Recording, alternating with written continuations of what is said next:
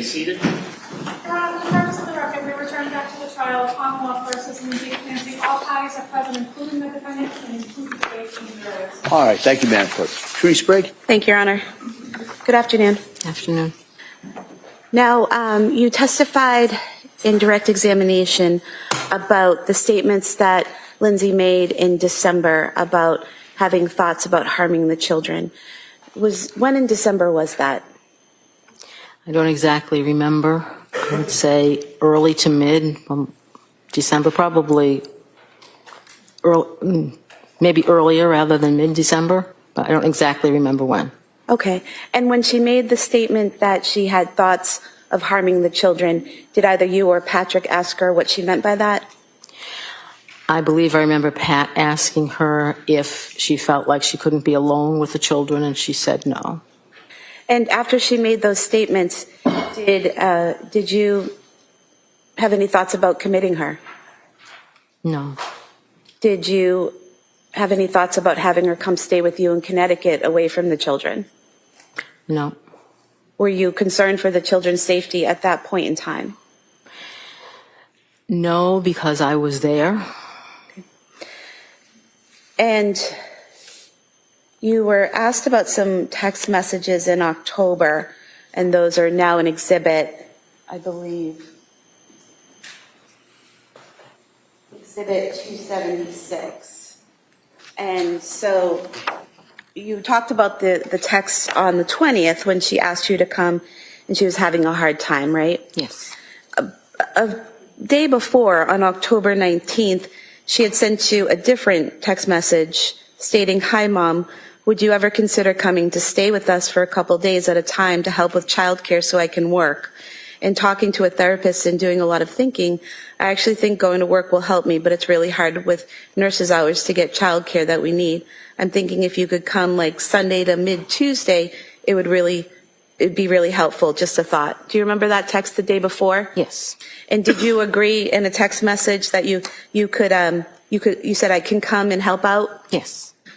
And then after that next day is when she said she was having trouble and wanted you there then, and you went that day, correct? But you said you were there for about a week, but there's a text on October 20th that's not included in this exhibit, where on October 24th at 2:36 p.m., you send a text to her saying, "How are things today?" And she responds, "Good." You remember that? Yes. So were you already home at that point when you were asking her how she was doing on the 24th? I must have been home at that point. I honestly don't remember. I was back and forth so many times. So the time frames are really jumbled in my head as far as how long I stayed any particular time. And so you would go and help out when they asked you to, and then you would go home when things were calmed down a little bit. Is that right? Not exactly right. No? And she did say on the 24th that she was doing good that day, correct? I don't recall, but if that's what the text says, then. Here you go, if you can look at it. Yeah.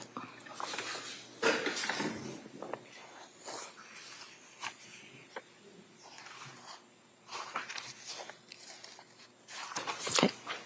So she told you at that point on the 24th she was doing good, right? Correct.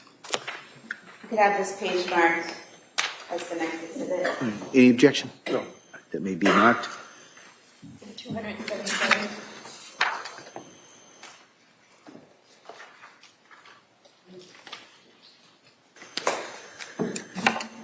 Now, you talked about a time when you went to her home and you actually ended up sleeping with her because she didn't want to be alone. Was that October 20th visit? No. When was that? That was, I can't exactly remember when. I'm going to say probably sometime in November, the latter part of November, maybe the early part of December. Did she tell you why she was afraid to be alone? She said she just said she was afraid to be alone. And one reason, I believe, she said she didn't know if she was going to be able to sleep, but mainly she was afraid to be alone. And at that point in time, did you consider having her committed to a psychiatric facility? No. And did you feel the need to call 911 that day or get her immediate assistance? No. You mentioned that in January, you saw her and she lost weight. She seemed paranoid about things, seemed to be going through the motions of each day. How often did you see her in January of 2023? In January, I can't exactly remember how many times I saw her. We were, again, back and forth. So we have Exhibit 238, which have all of your text messages with Lindsay in January of 2023. And I just want to go through some of them with you.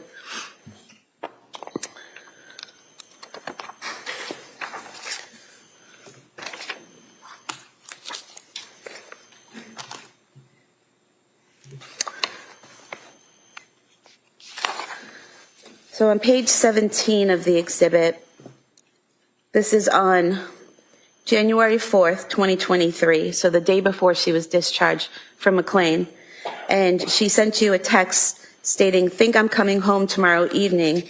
I talked to the doctor and I made up a follow-up appointment with my other psychiatrist besides Rebecca for Friday morning. So she said she'd be okay with me leaving Thursday around 5. Do you remember getting those messages? Yep.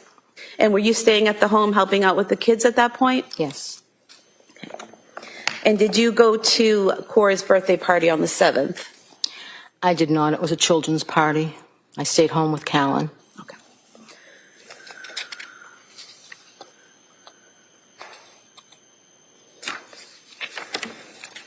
And do you recall when you went home? I don't recall. I'm looking at page 28, and there's a text from Lindsay on January 7th, 2023 at 7:02 p.m. to you where it says, "Make it home okay," and you said, "Yep." Does that make sense that you would have gone home on the 7th after the birthday party? Yes, if that's what the text says, yes. And then on page 29, we have text messages between yourself and Lindsay on January 8th, where you ask how things are going today, and she says, "Good, going to the Science Museum." You say, "Great, that will be fun. Sleep good last night." And she said, "I actually did, with less Ativan, so that was good." Do you remember that? I don't recall the exact text messages. Do you recall her texting you about going to the Science Museum? No, I don't recall that. Do you think looking at them might help? Sure. I'm going to show you page 29 and then page 30.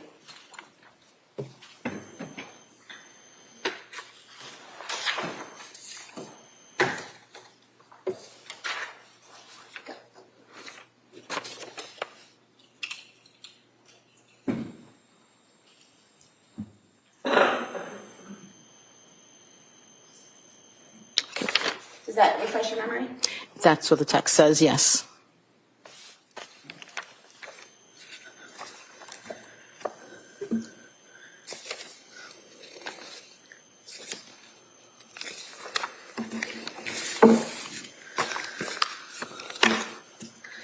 And then on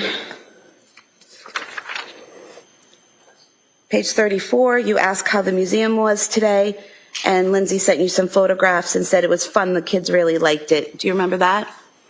I don't really recall the Museum of Science experience or text, but if they're there in the text messages, then they were sent, yes. Okay.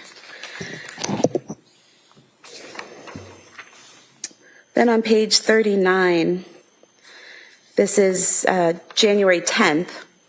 You say at 9:48 a.m., "Good morning, how are you doing today?" And Lindsay responded, "Good, at the gym with the kids." You said, "Nice, still sleeping good?" And she responded, "Pretty good, yeah, not perfect, but enough." And you said, "Are you feeling any better during the day?" And she